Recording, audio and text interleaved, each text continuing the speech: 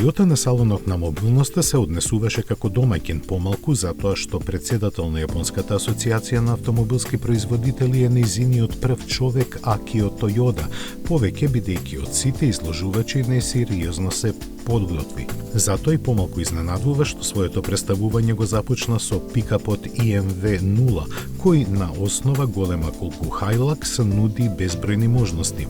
Вистинскиот правец во кој ќе се развиваат новините на марката сепак беа предводени со кросоверот FT3E, за кој познавачите на приликите тврдеа дека би требало да биде прв од новото Beyond Zero семејство место лани лансираниот BZ4X.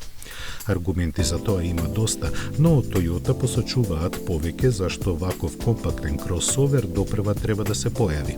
Сепак за нивна имплементација ќе треба да почекаме некоја година додека јапонските инженери ги развијат технологиите до крај.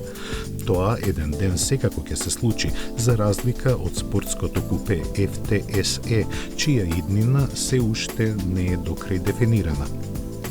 Се надеваме дека активностите и вниманието кое го привлече на јапонската изложба ќе придонесат работите да се одвиваат побрзо и овој електричен наследник на MR2 да го здогледа светлото на денот додека се уште го паметиме неговиот идеен претходник.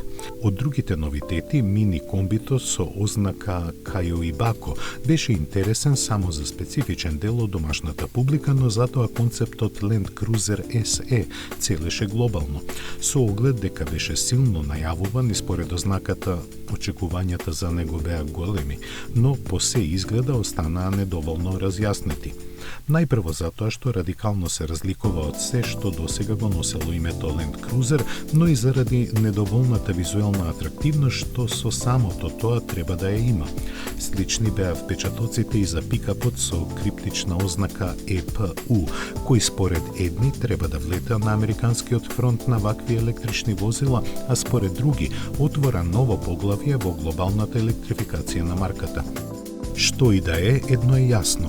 Toyota нема намера да отстапи од иднината дефинирана со своето минато, заради што и пресконференцијата ја започна со подсетување на почетоците од пред скоро цел еден век.